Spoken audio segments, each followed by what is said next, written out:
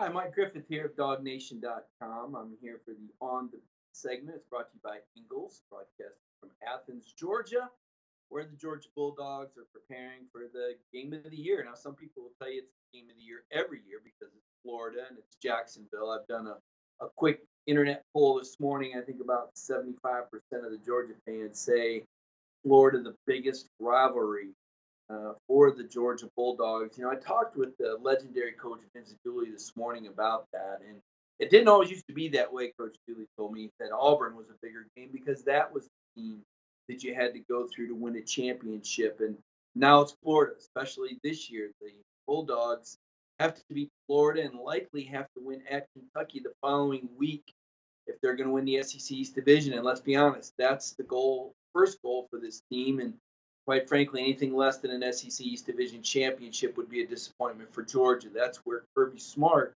has elevated this program. They're expected to win the East now and certainly expected to compete for national titles now that Kirby's got the recruiting going. And we've seen what Georgia football is all about. Last year, Georgia was the best team in the country.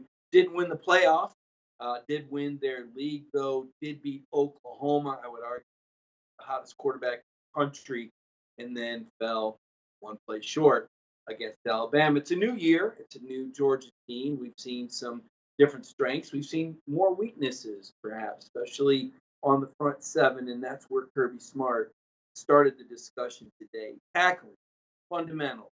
A big difference between tackling a guy and knocking him back. Coach Smart talks about knockback tackle.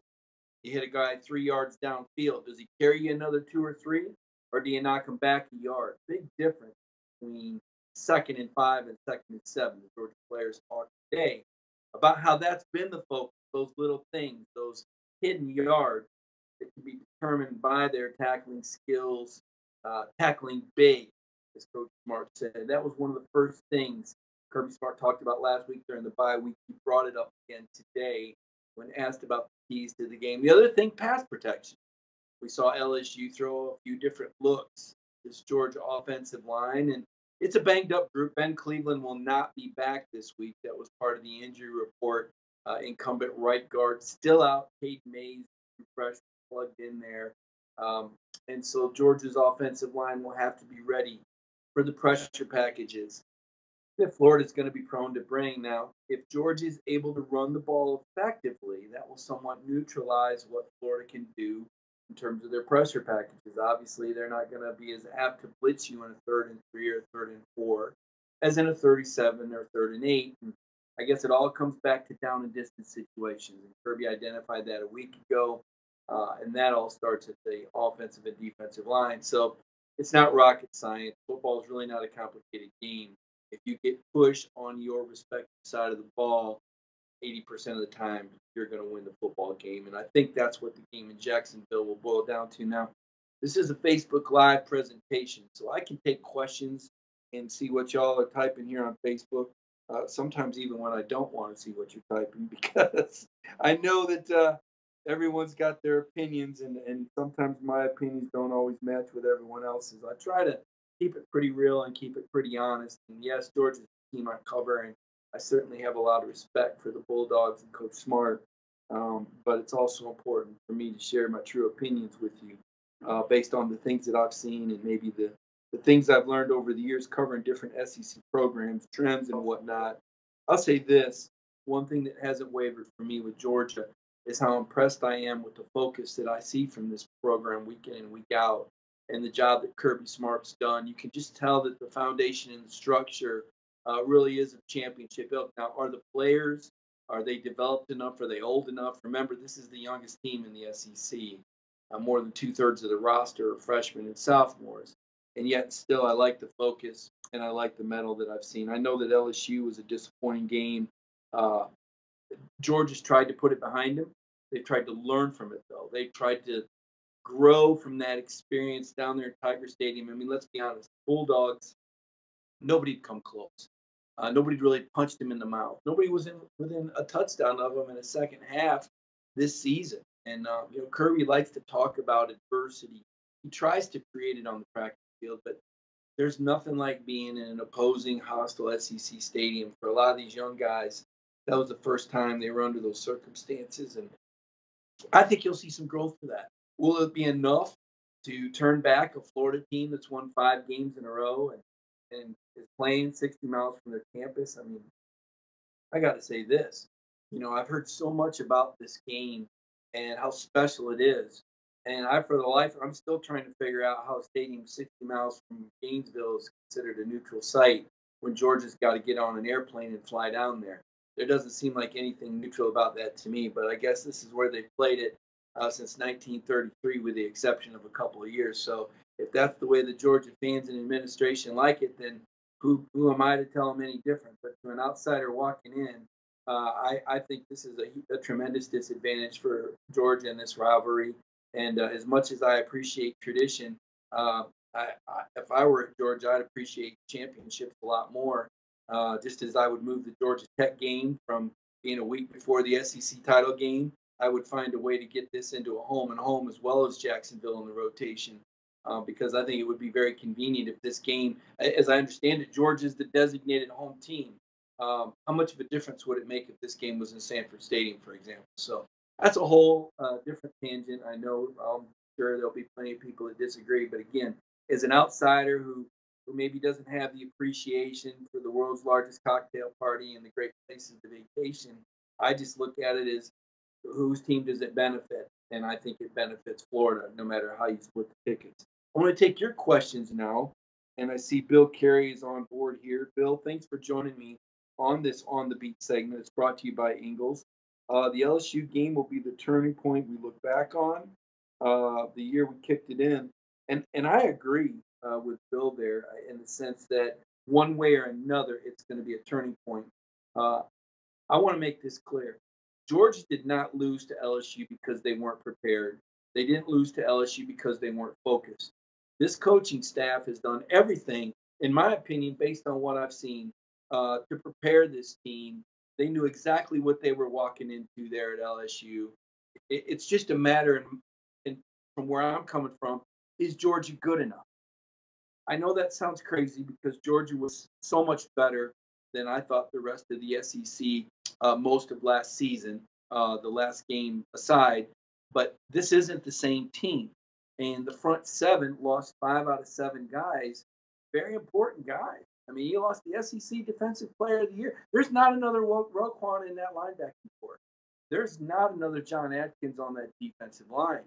And to me, that is where Georgia has really struggled, is up the middle. And football teams are built from the inside out. And that's where Georgia is going to have to make this jump. They need this freshman Jordan Davis to continue to step up. They need to see better play from Tyler Clark and Jonathan Ledbetter. You need your veterans to have their best day on Saturday. I'm going to tell you, Florida comes in there with a lot of momentum. Appreciate again the Ingles table, a lot of recipes for guys like me, single guys like me that I can even make. And when you're trying to throw something together quickly and you want to have something that's good, Ingles has got a really good program. So you want to check out that Ingles table program. Getting back to the questions, Arian Block wants to know if we're going to see more of Justin Fields. And the answer to that is to be announced, to be determined. It's a very situational deal for Kirby Smart and Jim Chaney. Um, they're going to go with what gives them the best chance to win. And Jake Fromm presents a quarterback who can do such a great job with pre-snap read, get through his progressions, really provide you with more options on a given play. Whereas with Justin Fields, Justin is such a tremendous athlete. He's got that NFL arm, but he's not quite as far along from an experience standpoint as Jake. And a lot of people ask that question about the LSU game. Why didn't he play more? He'd only thrown one pass in a road environment all year. So this is a guy who maybe isn't as far along where you would want to throw him in there instead of a guy who's 18-3 as a starter and who's been through some battles and is further along in pre-snap read and progression. Now, that's not to say Justin Fields can't work or that Justin Fields can't be more effective. But, it's kind of you take the given or do you go, what's behind curtain number one? It's a little bit more of an unknown. And right now, Fields would be a little bit more of an unknown. So I think we'll see Georgia start out with their conventional balanced offense with Jake Fromm under center, going to the line with 2 plays called, a run, a pass, and then depending on the look that he gets from the defensive front, he calls the play that corresponds and gives Georgia the best chance for success. Uh, that I also think we will see a little bit more Justin Fields earlier in the game. I do think that Georgia will try to take advantage, put the ball in Justin's hands. We're at a point in the season right now, and I just said this on a Birmingham radio station. Why can't your best running back be getting the ball 15 to 18 carries a game? Why can't your best receiver be targeted 8 to 11 times? Why is the number 6 or number 7 receiver on the field in the fourth quarter? Why is the number 3 running back getting carries in the fourth quarter? I think Georgia's at a point right now where they got to go with their best and focus on those guys. I mean, the number 1 and the number 3 aren't the same at running back any more than the number 1 wide receiver is the same as the number 7 wide receiver. It's not the NFL. And I think that we're going to see a little bit more of going with the hot hand and going with what works from Georgia moving forward. Going back to your questions here, uh, Timothy White, can you get to the point and tell us about the quarterback? Really, Timothy, nothing's changed there. I mean, that is the point. It's fluid and it's not going to change anytime soon. Now, maybe if they lose to Florida, maybe if they're the season goal of winning the East, but I just don't see it changing. If it were just a Jake Fromm problem, I could see that, but that's not what's happened. It doesn't matter who's under center when your offensive line's not picking up the blitz, or when your left tackle's getting beat one-on-one, or when your receivers are running the wrong routes.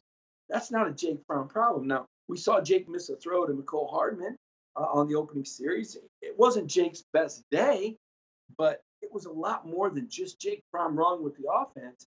And I'm not sure a true freshman is the fix-all or the solve-all. I think you got to get your pass protection in order. I think you got to get your receivers on the right page, and I think you got to have the right game plan and the right package. And I'm not so sure that Georgia had the right package pregame for LSU. I think Georgia thought maybe they were going to win some matchups they didn't win. That's where the coaches and the game plan comes in. And it starts and ends with a head coach. All this stuff about Jim Chaney this and Jim Chaney that, you got it wrong.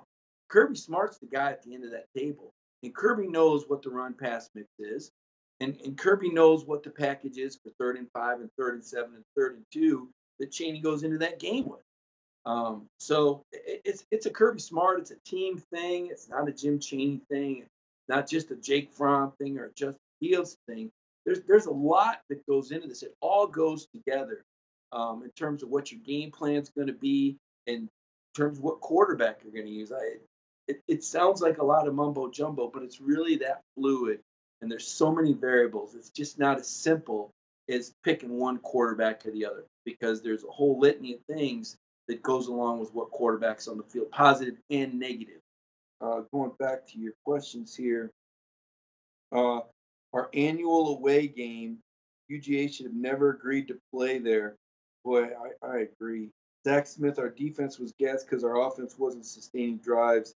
He played well in the first half. Zach, I would agree with you to an extent. I do think, however, that Georgia's short yardage defense has been an issue all year. We saw it against Missouri. We saw that happen once again against LSU. The Tigers were successful in an early 3rd and 1. They broke a 47-yard run, and then they went 4 for 4 on 4th and 1 from there on out. Now, Kirby Smart addressed that today, and to Coach Smart's point, it's very difficult for defenses when you get placed in 3rd and 1 and 4th and 1 situations. I would say the 3rd and 1 certainly favors an offense. 4th and 1 depends on who's winning at the line of scrimmage, but I would still give a slight edge to an offense, particularly the home team. When you're on the road, the noise can somewhat neutralize that advantage in that short yardage. But the bottom line is Georgia's defensive front has not been able to win short yardage battles all year. We saw it happen at Missouri. We saw it happen against Vanderbilt, and we saw it happen again at LSU. I would say that Florida would have the advantage in short yardage as well, which is why Kirby Smart talked about down and distance being key. Don't be in 3rd and 2. Make it 3rd and 5. Make it 3rd and 4. Those early downs, an area of emphasis for Georgia in their work during the bye week. How do you know when Justin hasn't had the opportunity? Veterans Harris wants to know. Well, that's the point. We don't know. But what we do know is that Jake Fromm was 18-2 going into that game last at Baton Rouge, the last game they played, and had been a part of Georgia's teams that had rallied at Notre Dame on the road as well as against Oklahoma in the Rose Bowl. That's what you do know, is that Jake Fromm is a proven commodity. And the LSU game was really the first time you could point to and say, "Wow, Jake Fromm played a larger role in that game." I don't think Jake Fromm was the key to the loss to Auburn. Certainly, he wasn't the key to the loss to Alabama. So it's more of a known commodity versus an unknown commodity in terms of what I know. Now, what does Kirby Smart and Jim Chaney know? I'd say they know a lot because they've watched both of these quarterbacks in the spring and in fall drills and scrimmage situations. I would say that they know they have a very good idea about where Justin Fields is at in his progression. And they're going to play the guy that they think gives them the best chance to win based on what they can evaluate and what they've seen in practices. I'm looking at questions here. Was Fromm ready last year when he was thrown in there? Save the experience. Well, I don't know that he was ready, but at that time there wasn't another option. There wasn't a proven quarterback ahead of him, and I'd say if there had been, that they would have stuck with. One of the arguments I've heard people make, and I hate that every conversation digresses into this, but there's some fans that keep bringing it up and keep asking, and I feel responsible to try and share as much information as I can. A lot of people said, well, Nick Saban would have made the move. Well, against Auburn in Alabama's final regular season game last year, Alabama was down 12 points with 12 and a half minutes left. And I don't know, who can remember what happened, but it wasn't Tua coming off the bench against Auburn in the final regular season game. They stuck with Jalen Hurts. So Nick Saban didn't turn to Tua in a very similar situation, down 12 second half on the road last year. Now, he did in the championship game at halftime of the Georgia game, but that was a Hail Mary. I mean, it was abundantly. It's almost as if Georgia did too good a job. Georgia would have been in better position in hindsight 2020 if Alabama had some moderate success with her, because Saban wouldn't have gone away from them. But Georgia had slammed the door so convincingly on Alabama in that first half, allowing less than 100 yards, that Saban really had no choice. So it's interesting that people say what Saban would have done. Well, last year against Auburn, Saban didn't turn to Tua down 12 with 12 and a half minutes left. And you can go on Dog Nation. I did a story comparing where Justin Fields is at compared to where Tua was at last year, just in terms of how many snaps and how many passes he's thrown and experience. And Tua was a lot further along. Feed the Beast Holyfield, Tommy Moten says, Tommy, I talked with Elijah today. I said, how does a running back ask for more carry? He said, do really good with the ones you get. I thought Elijah did a great job at LSU. I saw he started, and he was on fire. It was, to me, as unstoppable as he's looked all year against maybe the best front that he'd seen all year. And I was a little surprised they got away from Elijah Holyfield. Now, I understand that Swift gives you that pass catching option, but the reality of it is I saw Swift drop a pass, and as Elijah pointed out, he caught both the last two balls thrown to him. He's put a lot of time in catching passes and really grown as a player. Earlier this year, I said I wasn't convinced Elijah could be an NFL player, but I'll tell you, as the years progressed and as his receiving abilities have improved, and it looks like his running abilities improved, he's even more physical than he was at the start of the season. That's something I may have to go back and reevaluate, because Elijah Holyfield, I think, has done a great job, and I think he gives Georgia a great opportunity to move the ball against Florida. I think we'll see Swift as well. And just to catch up on that, Swift had an ankle injury last week that Kirby talked about. He'll return to practice this week. Really important. There's an injury report up on dognation.com if you want to check that out. Still some defensive guys that are going to be out. And as I mentioned earlier in this Eagles podcast, Big Ben Cleveland's still out as well. Going back to the question, Lori wants to know, are we red or white? Georgia's the designated home team. They will wear red. Matt Brock says nothing's going to change until we stop the run. Matt, you're right. If Georgia can't stop the run, they're not going to beat Florida. If the Gators are balanced, it just puts the defense in too much of a disadvantaged position. And as you saw against LSU, the defense got worn down towards the end of the game, especially when you figure you're missing 2 or 3 defensive linemen and those big guys are getting more snaps that they're not accustomed to.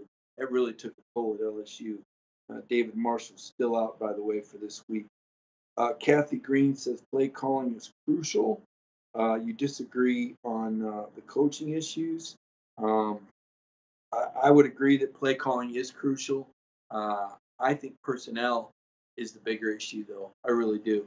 I think you need your best guys out there. And listen, I understand Georgia's got great depth and quality depth, but in the fourth quarter of the game, I think you need to have Elijah Holyfield out there if he's been the hot hand, or if it's DeAndre Swift, or if it's Brian Herring.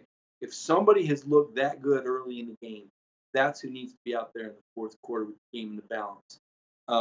If there's a receiver that, Ridley perhaps, Terry Godwin, McCole Hardman, to me, those 3 guys ought to get 90% of your targets because they're the best receivers. I don't know how you split it up because I don't know what the matchups are, but those are the proven guys that are going to get it done.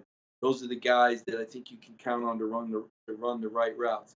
Now, early in the year, I think there was some issues with Jake getting comfortable with them. I think he gotten really comfortable with Javon Wims.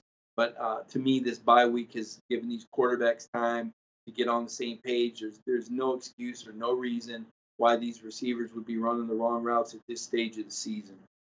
Going back to your questions here, forgive me for looking down here. Maybe they needed a reality check.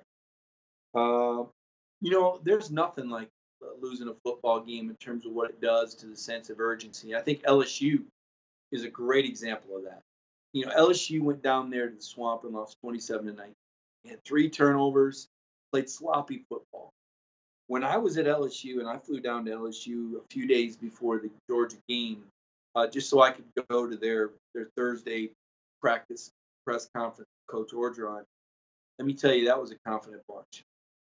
That team had a look about it, backs to the wall, coming home, crowd, afternoon national game. LSU had to win that game. The staff had to win that game. There was nowhere to go. There was nowhere to hide. And LSU stepped up and got it done. And now that's where Georgia's at. Georgia has got to step up and play an amazing game and beat Florida, or this season's goals are squashed. I mean, this is where Georgia football is right now. When you have a season where you're the best team in college football, as Georgia was last year, the expectation level goes up. Now, is that fair? I don't know. When you look at how many guys Georgia lost, and you say, well, they lost 7 or 8 starters on defense, and they lost 2 NFL running backs and an NFL receiver, and they're not as good at the tackle position because Wynn moved on, and your right tackle became your left tackle, and you're starting a redshirt freshman at right tackle. I don't think Georgia's personnel is as good as last year's.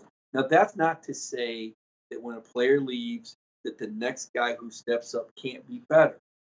But I don't see another SEC Defensive Player of the Year on defense.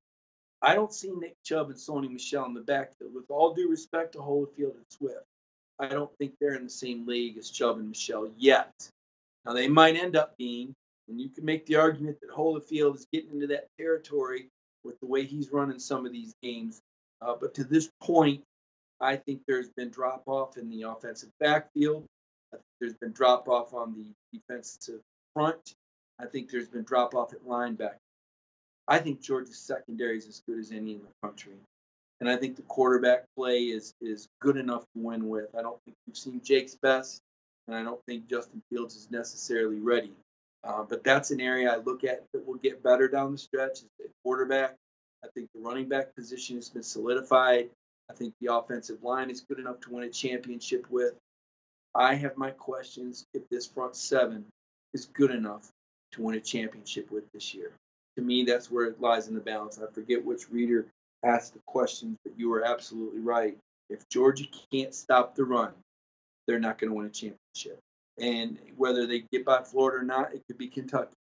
But if you can't stop the run, you got no shot no shot of beating Alabama. If you get to that game in December. Let's go here. Scotty B says running backs have to ask Cheney for more carries than he isn't the right OC. Scotty B says, I was asking that question to Elijah facetiously, making the point that you were having a great game and didn't get enough carries. Nobody needs to ask for carries. Again, Kirby Smart and Jim Cheney are very well aware of what the game plan is going each week. I think, to me, the biggest focus is personnel decisions and who gets those carries. If there's 30 carries in a game, I want to see the number one guy getting 20 carries, the number two guy getting 7, the other guy getting 3. I'm not looking for 4 guys to get 6 or 7 carries each. This isn't rec league football here. You got to give it to your best guy. I think Georgia's at that point right now. Florida looking to catch you off guard with fake punts. I don't think Georgia is easily caught off guard. This is one of the best coached teams and most fundamental programs I've ever been around. I wouldn't worry about trick plays or fake plays from Florida. I'd worry more about Florida's ability to run the ball on first down. That's where the game is in the balance. Riley Ridley should be the main target. Darian Daniel says, I like Riley a lot. Boy, he sure stepped up against Alabama. He had almost as many catches in that game, 6 as all the other games going in. He had 8. I don't think Riley's had a great year. I think he's a great receiver, but he hasn't been as consistent as I'd like to see. He hasn't been the game breaker that I expected. McCole Hardman has stepped into that number 1 role. Teams have identified that. He's getting bracketed now. There should be some opportunities for Riley against the Florida Gators, I would say. Chad Williams thinks that Kirby Smart needs advice. Not on football, he doesn't. Maybe visor wear, maybe what coaching jacket he wears. But I think in Kirby Smart that Georgia has an elite coach and a future Hall of Famer. I've said it before. If Georgia football was a stock, it'd be the first program that I would buy stock in. Being here in Athens and seeing what they've got going on with their facilities and their coaching staff and their commitment to football, and where the university is at now academically is the number 13 public institution. I just go right down the list and check it off. Everything here is in place for a dynasty, provided that fans stay behind their program and most of the fans, listen, Georgia football fans have a pretty good football IQ here. They understand you're not going to win a championship. You're not to the point that Alabama is now. But Alabama didn't get there in 3 years. Okay, Nick Saban was 50. How many years? 50-some. Let's see, 66 now. He took over Alabama in 2007. He'll be 68 this year. Was he 54 years when he took over the Alabama program? Kirby's 42. Let that sink in. Kirby Smart is 42 years old. 22 years ago, Nick Saban was at Michigan State in 1996. Do you know Nick Saban didn't even win a bowl game at Michigan State? I'm going to repeat that. Nick Saban did not win a bowl game at Michigan State the 4 or 5 years he was there. Didn't even win a bowl game when he was Kirby's age. Think about that. Kirby's already played for a national championship, right? Nick Saban, you think about where he went through and where he got to before he got to Alabama. Kirby's way ahead of the curve. And so, that's why when I see fans freaking out or panicking or saying something silly like Kirby Smart needs football advice, I just, I know it's social media and sometimes we type things before we really process it, but think about what you got here. Now, all of that said, go ahead and hold your breath. Season's on the line. There's no escaping it. This is the game of the year for the Georgia Bulldogs. This is a crossroads game for this program. This is an opportunity to win back-to-back games against Florida. I can't even tell you when I did the math. I didn't look at the recent streak. I know that these Georgia players, nobody's won more than one against the Gators. I know that. I know last year none of the guys on the roster had won one or something to that effect. Kirby asked people to stand up that beat Florida and nobody stood up or something. I heard that story today. I know that since the SEC split into divisions, that Florida owns the series 19-7. But I also know that the great Vince Dooley was 17-7-1 against the Gators. So I know that Georgia can dominate this series. It's just a matter of time and getting the momentum. And that's why that makes this such an important game. So I'm going to wrap it up. I'll try and go back in here and answer your questions and type in the answers. I appreciate you joining me. Appreciate Ingles and their sponsorship of this On the Beat segment. Again, check out the Ingles table. And Chip and Towers and I will go live tomorrow for the Chip and Griff show. That'll be around 1 o'clock. And I'll have plenty of stuff up on dognation.com to read. And you can follow me on Twitter at Mike Griffith 32. Everybody, have a great Monday. Go ahead and get excited about this game. It's going to be special.